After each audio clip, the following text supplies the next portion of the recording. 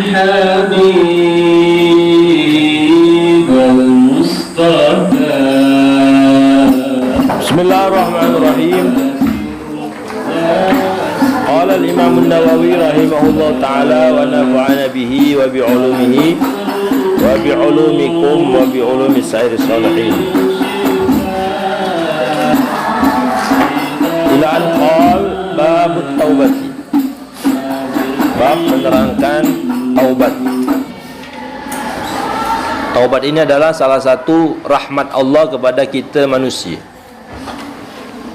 Karena kita telah diketahui bersama, al-insanu mahallul khata' manusia. Khuliqal insanu dha'ifa. Manusia itu diciptakan dalam keadaan lemah.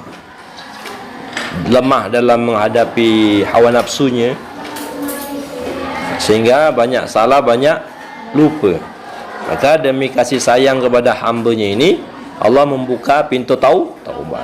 Dan pintu taubat seluas-luasnya dibuka oleh Allah. Cuman dua pintu yang akan menutup taubat itu. Pertama, kematian. Kedua, hari kiamat. Kalau sudah ajal itulah sampai ke tenggorokan, maka Allah tidak akan terima taubat seorang. Atau ketika matahari lah terbit di ufuk barat, selesai taubat. Dia tahu lagi tak taubat. Tapi kalau belum dua pintu itu tertutup, maka masih terbuka. Sebesar apapun dosanya, sebanyak apapun dosanya, Allah akan ampuni. Banyak sudah terkenal cerita kan, ada jema membunuh 99 jema. 99 bunuh jema. Sutik jema saja dosa besar itu, apalagi 99. Maka dia datang kepada satu syekh yang kurang bijaksana. Katanya, aku nak taubat syekh. Taubat dosa apa katanya? Dosaku lah bunuh 99. Oi, dia tahu gini kawan ni, masuk neraka lah itu. 99, 91 sajalah dosa besar, apa 99. Akhirnya genapkannya, syekh itu bunuhnya pula. Akhirnya 100. Tapi masih dia berharap Allah itu Maha Pengampun. Datang kepada syekh yang lain, guru yang lain. Jangan takut katanya, Allah masih mengampuni dosa kamu selama engkau mau taubat nasuha. Maka dia taubat. Itu. Dan banyak sekali para ulama-ulama yang awalnya mereka adalah mujrim, kriminal, tapi dengan taubat nasuha mendapatkan kedudukan yang tinggi. Seperti contohnya Al-Imam Ibrahim bin Adham, penguasa, zalim, banyak ngambil harta rakyat. Tapi suatu hari dia di jalan melihat orang miskin dinasihati, masuk ke hati nasihat itu, akhirnya ditinggalkan kekayaan, kekuasaannya, taubat nasuha, berjalan jadi imam besar. Namanya Al-Imam Ibrahim bin Adham. Ada lagi namanya terkenal, namanya Al-Imam Al-Fudail, Fudail bin Iyad. Imam Al-Fudail bin Iyad. Ini bukan penguasa tapi garung. Tahu garung? Perampok besar. Di jalan, di lembah. Kalau ada je melewat, dibunuh, diambil hartanya. Ada rumah je kaya, masukinya, malingnya. Dan suatu hari dia nak naik, nak maling, nak merampok, naik. Pas di dalam rumah itu je mengaji. Alam ya'nil ladzina amanu ayyakhsha'a qulubuhum. Kapan datang katanya orang-orang itu beriman, hatinya takut kepada Allah. Dengar ayat itu langsung dia jatuh air mata, ngenang ayat itu, kemudian turun langsung nangis. Dok kebilinian katanya, aku ni taubat. Setelah berapa orang aku rampok, berapa orang aku bunuh. Dan dengan ayat tadi, alam yakni, kapan selesai? Kapan datang orang tu takut kepada Allah? Akhirnya taubat. Dan taubat nasuha. Itu terkenal Sayyidina Umar bin Khattab. Mana beliau tu pembunuh, anaknya dibunuh. Itu. Tapi ketika beliau masuk Islam, dengan surah At-Taha, beliau taubatun nasuha. Semuanya orang-orang yang pernah dizalimi, beliau minta maaf. Hingga akhirnya beliau menjadi amirul, orang yang paling dekat kepada Rasulullah, sahabat kedua paling baik di antara sahabat-sahabat lah. Taubat katanya. Dia beli dosa itu besar selama dia mau taubat. Dia beli dosa itu banyak selama dia mau taubat. Terus kalau dia mau taubat nasuha. Bahkan kalaupun dia taubat sekali, kemudian melakukan lagi, taubat lagi. terus. Dia kan apa? Terus. Nah, tapi jangan sampai melakukan sesuatu dosa belum sempat taubat mati. Itu bahaya. Itu ketakutannya kita lah taubat nak mengulangi dosa itu, takutnya ketika mengulangi dia sempat taubat lagi. Itu yang kita takutkan. Kalau tak sempat lagi udah su'ul khatimah. Makanya ini bahwa taubat ini di antara rahmat kasih sayang Allah kepada kita. Qala ulama, Imam Nawawi berkata bahwasanya ulama berkata at-taubatu wajibatun. Taubat itu wajib. Min kulli dhanbin, dari setiap dosa. Jadi setiap dosa wajib kita taubati. Fa in kanatil ma'siyatu bainal 'abdi wa bainallahi ta'ala. Fa in, maka apabila kanat adalah maksiat itu bainal 'abdi, antara hamba, wa bainallahi ta'ala, dan antara Allah Subhanahu wa taala, artinya hak Allah. Hak berhubungan dengan Allah. Pemilik sembahyang lagi. Dia puasa, hubungan dengan Allah. Kalau demikian, la tata'allaqu bihaqqin adamiyyin, tidak berhubungan dengan hak manusia. Kalau nempeleng jema, ngomong ka jema, maling reta jema, itu hak adami namanya. Ya. Maka kalau maksiat itu hubungan dengan Allah, bukan hak manusia. Karena hak kepada Allah itu yubna alal musamahah. Kalau hubungan kepada manusia itu yubna alal musahah. Hubungan kepada Allah itu mudah, toleran, diampuni cepat oleh Allah selama dia taubat nasuha. Tapi kalau hak kepada manusia itu bahaya. Ada sebagian manusia dindak benar, kecil, padahal masalah kecil benar, tapi dibesar-besarkan, dia dindak sama sekali. Maka hati-hati dengan masalah sama manusia. Itu sutik, mungkin dia dimaafkan, atau mungkin lagi terduluan mati belum sempat minta maaf. Nah, itu maka hati-hati, hak adami. Falaha salah satu syurut. Nah, hak kepada Allah tadi, maka taubatnya itu ada 3 syarat. Hak kepada Allah, taubatnya harus 3 syarat. Ahaduha, salah satunya, ayyaqla'a 'anil maksiyah. Dia meninggalkan maksiat. Yaqla' itu asal katanya mencabut diri daripada maksiat. Ninggalkan. Dia diparai lagi. Ya, sama sekali diparai. Jangan diulangi. Wasani, yang kedua, ayyandam ala fi'liha. Ayyandam, menyesal, ala fi'liha, atas perbuatannya, nyesal. Makanya menyesal itu dengan tetes air mata, dengan nangis, dengan merendah, itu namanya penyesalan. Ya, sedih hatinya, nyesal. Wasalis, dan yang ketiga, ayyazima an la ya'uda ilaiha abada. Ayyazima, memantapkan diri. Ayyazim, memantapkan diri. Allah ya'uda, supaya tidak kembali. Ya'uda, tidak kembali, tidak mengulang, ilaiha, kepada maksiat tadi, abadan, selama-lamanya. Jadi 3 ini adalah syarat taubat kepada Allah. Ditinggalkan, nyesal, kemudian dia ulangi sama sekali. Fa in fuqida ahadus salasati lam tasihha taubatuh. Fa in, maka apabila fuqida, hilang, ahadu, salah satu, asalasah, yang 3 syarat tadi, lam tasih, maka tidak sah taubatuhu, taubatnya. Dia sah taubatnya. Artinya belum diterima taubat. Tapi kalau dia ulang, kemudian taubat lagi 3 tadi, maka dia tetap diterima. Ya. Apalagi banyak istighfar termasuk yandam itu. Solat taubat termasuk yandam, termasuknya nyesal. Maka 3 itu harus. Itu hubungan kepada siapa? Hubungan kepada Allah. Wa in kanatil ma'siyatu tata'allaqu bi adamiyyin. Wa in, apabila kanat ada al maksiyatu, dosa itu, tata'allaqu, berhubungan bi adamiyyin, dengan manusia.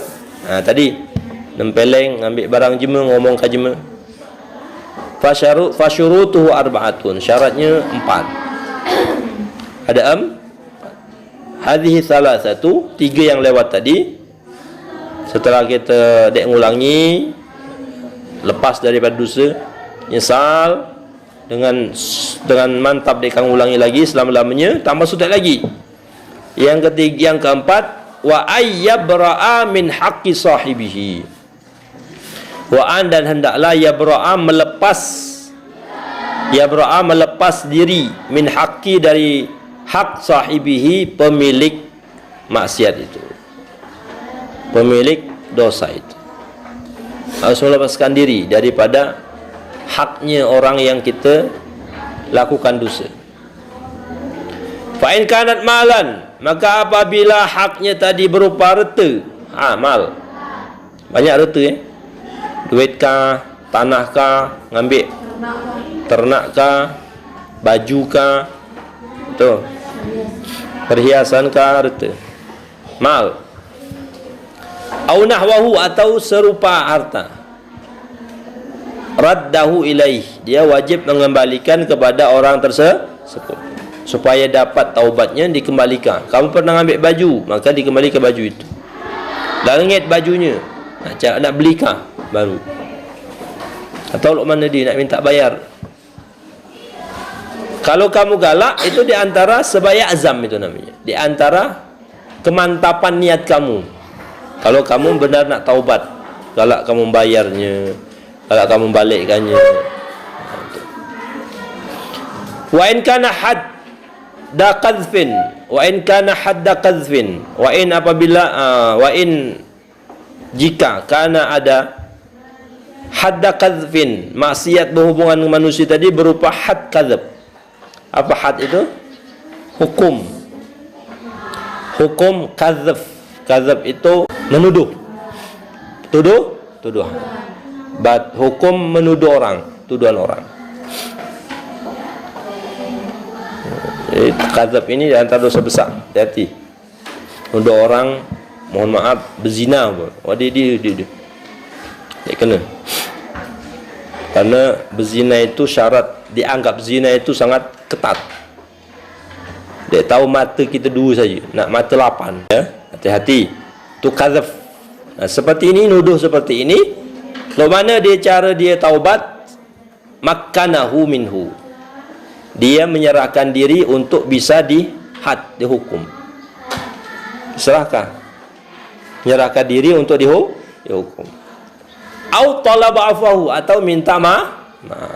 Minta maaf dengan siapa? Aku pernah nuduh ke bama ini, dimaafkan. Itu kalau berhubungan dengan hukum tuduhan. Wa in kana ghibatan, dan apabila ada maksiat itu berupa ghibah, gosip, atau gunjing, rumpi. Perhatikan, ghibah itu adalah menyebutkan celah saudaranya di belakangnya, dan celah itu ada pada orang itu. Itu ghibah. Celah itu memang ada pada jemaah yang diumumkan itu, tapi disebutkan di belakangnya. Kalau dia dengar, dia marah, dia ribang. Itu ghibah. Umpamanya jemaah itu, umpamanya telinganya libar palang. Telinganya memang libar, tapi ngomongkan itulah, kira apa? Telinganya kira lolok gajah. Itu namanya riba. Memang apa nama? Memang cupingnya libar. Itu namanya riba. Seandainya dia dengar, marah. Apabila dia riba, kebanyakan kita riba selama ini, banyak riba. Lalu mana taubatnya? Istahallahu minha, kita minta halalnya, minta halal. Kemari aku ngomong khabar. Tu apa? Sebut kau tu apanya? Kau ngomong kau hidung khabar pesek. Bukan sekedar pesek duduk di bidung khabar ni. Kalau dia maafkah, maka sudah taubat. Hak kepada manusia. Maka hati-hati. Lemaklah kalau daripada diminta halal, lemaklah kita diam. Kalau kamu nak riba landung bapang kamu, dem. Malam riba landung pahalanya balik ke landung bapang. Kan jema riba itu kan pahala kita ambilnya nanti di akhirat. Ya ada dia. Kita lu minta maaf, lu minta maaf. Tapi kalau lah minta halal, dia selesai. Makanya kata Rasul, kalau mungkin ada hadisnya nanti. Nanti ada hadisnya al-muflis. Al-muflis, orang yang rugi, orang yang bangkrut. Siapa orang bangkrut? Kata para sahabat, jema yang berdagang modalnya dia terbalik, itu jema bangkrut. Bukan kata Rasulullah. Jema bangkrut itu di dunia banyak amal, sembahyang au, puasa au, baca Quran au, zikir au, sudah dia amal baik. Tapi bersama itu dia ngomong ke jema, mukul jema, fitnah jema, riba jema, ngambil hak jema, curi barang jema. Ketika ada akhirat, lo mana? Ketika ada akhirat, amal-amalnya tadi dimintai oleh orang-orang yang pernah dia dosai tadi. Ada yang lang ambil pahala sembayangnya jema yang pernah ribahnya. Ada yang ambil pahala baca Qurannya jema yang pernah fitnahnya. Pahala baca Qurannya ambilnya jema ambil hartanya. Udah habis. Masih ada kena jema-jema yang belum dibalikkah?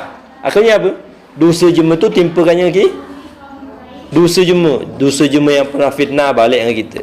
Dosa jema yang pernah ambil hartanya balik dengan kita. Dosa dah diambil, pahala dah diambil, tinggal dosa timpakan. Udah selesai itu, udah ke mana? Ke mana? Ke neraka. Itu bangkrut artinya. Dia banyak beramal tapi juga banyak ngambil hak-hak manusia. Nah, ini di antaranya. Maka sebelum hari itu kita nak minta maaf, minta halal. Dia kata apa? Penamanya maluan cuma 5 minit kira-kira. Dia minta halal udim selama-lamanya di akhirat. Dia berbatas, bukan 5 menit, bukan 5 juta hari, bukan 5 juta tahun, tapi dia berbatas lagi. Malah kita maluan, sakit, pedih 5 menit saja. Dia minta maaf dengan kanca. Minta maaf dengan siapa kamu pernah ambil hartanya. Pernah ambil dulu sekolah SD, awak makan 5 bayar 2 umpamanya. Nah, itu nak cakai kamu. Beli pilos 2, awak kamu ambil 4, beli permen 3, ambil 5. Itu nak minta halalnya. Faham?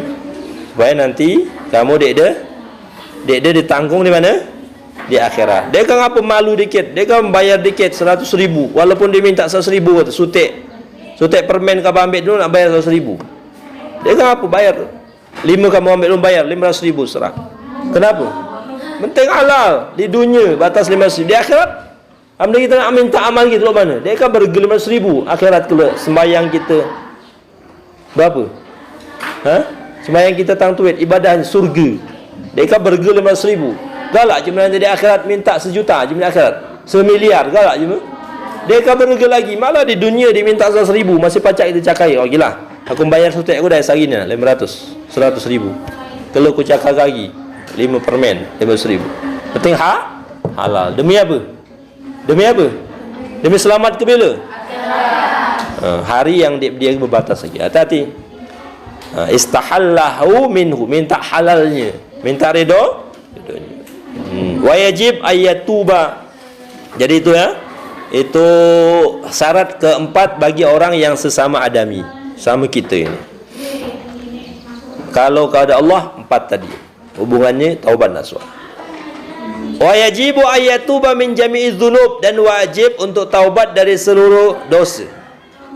Dari dosa itu taubat 3 kali. Fa in taba min ba'dihha, kalau taubat dari sebagian, sahhat taubatuhu, maka sah taubatnya. Inda ahlil haq, menurut ahlil haq. Min dzalika dzanbi, dari dosa tersebut. Wa baqi alaihil baqi, maka tersisa dosa yang sisa. Maksudnya kamu berdosa dek sembahyang berapa tahun umpamanya, kamu balik umpamanya umur 12 tahun, 2 tahun dek sembahyang, 2 tahun puasa pula 2 tahun dek puasa 2 Ramadan, artinya puasa tu kamu kamu qada'i sembahyang gula puasa lom, artinya taubat yang solat lah bebas, tinggal puasa, sah taubat mai itu. Sebagian kudai dibayar taubati, sebagian lom boleh. Banyak ahli curi, ahli minuman keras, curi taubat dia dari tahu. Minum keras masih dia apa? Namanya itu apa? Sedikit dia masih sah menurut ahli hak. Dia taubat sebagian dosa, belum sebagian, maka sah sebagian itu sah. Yang belum ditaubati tetap jadi dosa. Itu namanya taubat. Dia apa? Jadi untuk mengingatkan taubat ini, ingatkan dosa itu kecil mudah. Sutek, ingatkan mati. Kalau kamu nak berdosa, ingat mati. Ya Allah, seandainya aku melakukan ini, pas waktu melakukannya belum taubat, mati. Itu menyebabkan kita takut dosa. Nomor 2, kita ketika maksiat itu jangan nginak maksiat kecil besarnya, tapi nginak ngasa apa kita berdosa gini. Masa berdosa? Allah. Kalau kita ingat Allah, Allah Maha melihat di mana kinah kita berada, Allah kinai kita. Jangan nginak kecil, dosa kecil ngintip baca minta ampun dari Allah. Jangan nginak lu itu kecil ngintip berdosa dengan siapa? Allah, dan Allah Maha melihat. Lu mana kalau tahu-tahu ngintip, tahu-tahu malaikat tunjuknya kamu. Jangan anggap kecil. Yes. Yang ketiga, setiap maksiat itu salah satunya pasti ada murka Allah. Salah satunya pasti ada murka Allah. Jangan sampai kamu menganggap kecil dosa, bisa jadi di situ ada tepatan murka Allah SWT. Sebagaimana setiap amal ibadah itu pasti ridho Allah. Bisa jadi amal ibadah itu walaupun kecil, ketepatan dapat ridho Allah. Dulu ada ceritakan, ada seorang perempuan, dakhalatil mar'atun nara bihirratin, masuk neraka seorang perempuan ahli ibadah gara-gara kucing. Kenapa dia gara kucing? Kucing tadi dia makan, tempatnya dia makan. Gara-gara kucing, Allah ibadah dia, pasal masuk neraka gara-gara si kucing tadi. Kucing ada biasa. Itu gara-gara kucing saya itu. Ada pula masuk, pelacur masuk surga gara-gara apa? Gara-gara ngenjuk minum anjing yang kehausan. Anjing dia berderga anjing ni, tapi kan dia kehausan, dia makhluk Allah, dia ngenjuk minum. Ngenjuk minumnya dari mana? Dari sepatu botnya. Kasihan dia. Gara-gara itu Allah ngampuni dosa-dosa kemaksiatan yang besar itu dan dia masuk surga. Ini contoh bagaimana pahala yang kecil pacak dapat ridho Allah, dosa yang kecil pacak menjadi murka Allah. Kamu ingat itu. Seandainya aku melakukan ini, ketepatan ini pahala, kemudian ridho Allah kuat. Seperti Imam Ghazali. Imam Ghazali itu ditanya ketika beliau meninggal di mimpi, kaya Imam Ghazali, lok mana pahala kedudukan yang Allah tunjukkan kepada kau? Kaulah ngarang kitab, kaulah banyak murid, kaulah memimpin madrasah tinggi, kaulah banyak ilmu, kau wali Allah. Lok mana kedudukan kau tu? Kedudukanku, alhamdulillah, aku diampuni oleh Allah, dapat kedudukan yang tinggi. Tapi bukan gara-gara kitab ihya aku yang banyak, bukan karena muridku, bukan karena kedudukanku, bukan banyak ibadah. Kenapa? Karena aku pernah suatu hari dah nulis kitab, tahu-tahu ada lalat nak minum dari tintahku itu. Ku berhentikan nulis, ku biarkah lalat itu minum boleh, ku tinggalkah. Gara-gara aku ngenjuk lalat minum itulah Allah ngampuni dosa-dosaku, dapat kedudukan. Bukan gara-gara kitab, bukan gara-gara amal, bukan gara-gara ibadah, murid dan sebagainya. Itu kecil mana tu? Kita anggap kecil minum lalat. Tapi Allah dengan berkat itu, kasih sayang kepada lalat tadi, Allah nerimanya. Itu namanya jangan menganggap suatu amal kecil. Makanya kata ulama itu salah satunya untuk kita menjaga diri jangan berdosa itu. Jangan sampai kita meremehkan sekecil apapun dosa, jangan sampai meremehkan sekecil apapun nilai ibadah. Nah, tapi kalau ketepatan umpamanya kita tergelincir dosa, umpamanya dia ada syahwat kita, dia ada terbatas, dia ada terbendung lagi, tahu-tahu tergelincir dosa, jangan putus asa. La ta'asu min rahmatillah. Jangan putus asa karena Allah Maha Pengampun. Segera taubat. Minta ampun kepada Allah Ta'ala. Allah membuka taubatnya selebar-lebarnya. Ini syarat-syarat kita taubat. Waqad tadhaharat dalailul kitabi wa sunnati wa ijma'il ummati ala wujubit taubati. Waqad dan telah tadhaharat jelas dalailu dalil-dalil alkitab dari Al-Quran wa sunnati dan dari hadis Nabi wa ijma'il ummati dan kesepakatan para ulama umat ala atas wujubit taubah, atas kewajiban taubat. Jadi taubat itu sudah wajib, ketepat dari dalil Qur'annya, hadisnya dan ketetapan ulama. Qala Allah Ta'ala, sebagaimana Allah berfirman, wa tubu ilallahi jami'a, wa tubu, dan mintalah taubat, bertaubatlah ilallah, kepada Allah, jami'an, kalian semua. Ayuhal mu'minun, wahai orang-orang mukminun, la'allakum tuflihun, supaya kalian mendapat keuntungan. Jadi la'alla kalau di dalam ilmu nahu itu taraji, berharap. Berharap itu belum pasti adanya atau tidak. Tapi la'alla di dalam Al-Quran itu sudah pasti, walaupun harapan, tapi sudah pasti ada. Kenapa? Karena itu janji Allah Subhanahu. La'allakum tattaqun wa la'allakum tahtadun wa la'allakum tashkurun wa la'allakum tuflihun. Itu pasti semua akan mendapatkan apa yang dijanjikan oleh Allah, dengan syarat melaksanakan apa yang diperintahkan itu. Di sini la'allakum tuflihun, syaratnya apa? Kau bertaubat. Kalau kalian taubat, insyaallah beruntung. Wa qala ta'ala, Allah berfirman, istaghfiru rabbakum thumma tubu ilaih. Istaghfiru, istighfar, minta ampun, beristighfar kepada Allah. Banyak siqat istighfar, banyak. Qala ta'ala, Allah juga berfirman, ya ayyuhalladzina amanu tubu, wahai orang-orang beriman, tubu, taubatlah ilallah, kepada Allah, taubatan nasuha, taubat yang secara nasuha. Nasuha itu banyak pendapat ulama mengatakan lain, nasuha itu nama jema, iaitu taubat luluk, taubatnya nasuh. Lo mana taubat nasuh lo tadi dengan syarat 4 tadi. Ada mengatakan nasuh itu bersih, artinya taubat itu yang bersih, yang murni, namanya nasuh, taubatan nasuh, taubatan yang benar-benar taubat, bukan taubat sambal. Tapi kalau seandainya taubat sambal, taubat lagi. Sekurang-kurangnya setiap hari baca istighfar. Itu pertaubatan kita, istighfar. Kalau dek pacar setiap sembahyang 1000 kali, 100 kali, 300 kali istighfar. Banyak-banyak istighfar. Kita kan banyak sirat istighfar. Astaghfirullah Rabbal baraya, istighfar namanya itu. La ilaha illa anta subhanaka inni kuntu minadh zalimin, istighfar. Astaghfirullahalazim, istighfar. Istighfar Nabi Adam. Rabbana zalamna anfusana wa illam taghfir lana wa tarhamna lanakunanna minal khasirin, istighfar. Istighfar munawas. Tapi istighfar la ilaha illallah firdaus, ya. Itu istighfar. Semua istighfar kita baca. Atau sayyidul istighfar yang paling utama, Allahumma anta rabbi la ilaha illa anta khalaqtani wa ana 'abduka wa ana 'ala ahdika wa 'adika mastata'tu a'udzu bika min syarri ma sana'tu abu'u laka bi ni'matika 'alayya wa abu'u bi dhanbi faghfir li fa innahu la yaghfiru dzunuba illa anta. Istighfar, sayyidul istighfar.